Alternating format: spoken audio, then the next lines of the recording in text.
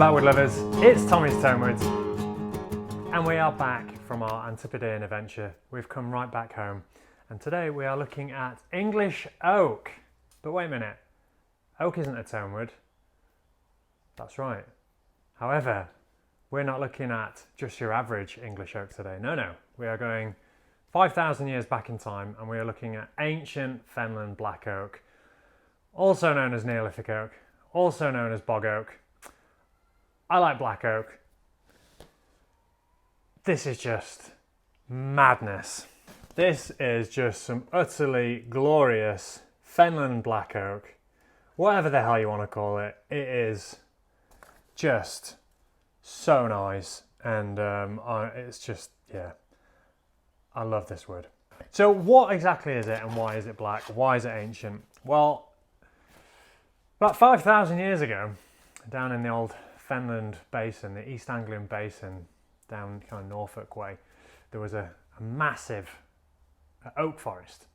And over time, as sea levels started to rise, those trees died and fell into the kind of silt, the floodplain where they stood, and they were buried.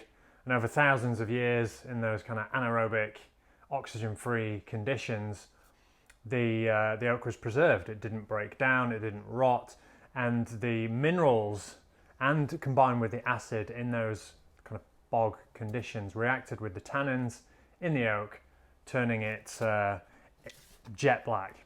You often see it kind of a deep kind of brown, but I really like the stuff that is completely jet black. It's essentially part fossilized. The chemical composition of the wood changes, so it's ever so slightly more dense. It's the oldest native hardwood we have here, and it's also by far the most dense, and it is just breathtaking stuff. I built a black oak guitar last year, Wren. It now lives in the States, over in Texas, and that was a fabulous guitar. I first got black oak maybe 2-3 years ago, and I primarily bought it because of the story. It's just the idea that this wood has been left undisturbed under the ground for thousands of years. I just really like that. I love the colour of it, but I'm always in the back of my head, I was always thinking, well, it's still oak, it's not going to sound good.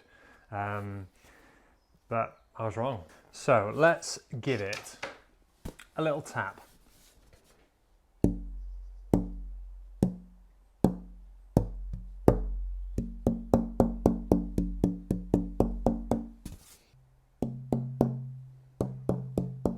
So sonically, I tend to put black oak in the kind of ebony category, in the kind of Malaysian blackwood kind of territory. That's where I like to place it.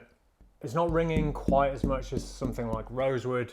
It certainly doesn't have that endless sustain and shimmery overtones, but it's definitely, with its density, it's definitely, for me, I would put it in kind of ebony territory sonically. It's really nice paired with something like European spruce. Visually you get a very modern looking instrument. I really love it. What is really lovely about oak when it is quarter sawn is the medullary figure that you get, and we'll give this a little squirt here. And this really does need to be appreciated in all its glory. It really is wonderful stuff.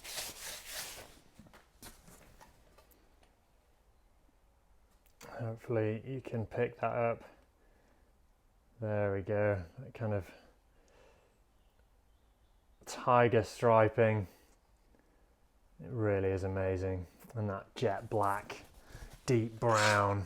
Black oak is notoriously difficult to get through the kind of seasoning process. It's been underground for thousands of years and is completely saturated, and so it can very, very quickly be shocked when it's lifted out of the ground. Quite often, when the wood is discovered, it has to be quickly reburied to preserve it from the elements, while the kind of logistical operation is put in place to get it milled.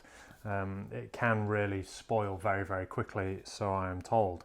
So this set, this is going to be going into a guitar for my very good friend Martin, who's been waiting very patiently for this guitar.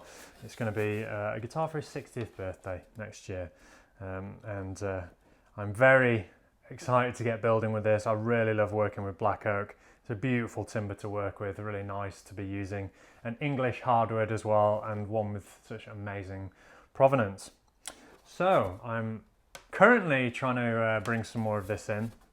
This is the only set that I have remaining, and I expect that it's only going to become more precious and more valuable in the years to come as people recognize how wonderful it is, and start to think of alternatives to the traditional timbers, which are becoming increasingly fraught when it comes to procuring them. So today's episode, Fenland Black Oak. Who knows where we'll be going tomorrow, and who knows which country the wood will be coming from. I don't actually know. I need to, I'm waiting for a delivery. I hope new delivery is coming tomorrow, so maybe we'll pick out something from there. So until then, thank you for watching. See you tomorrow.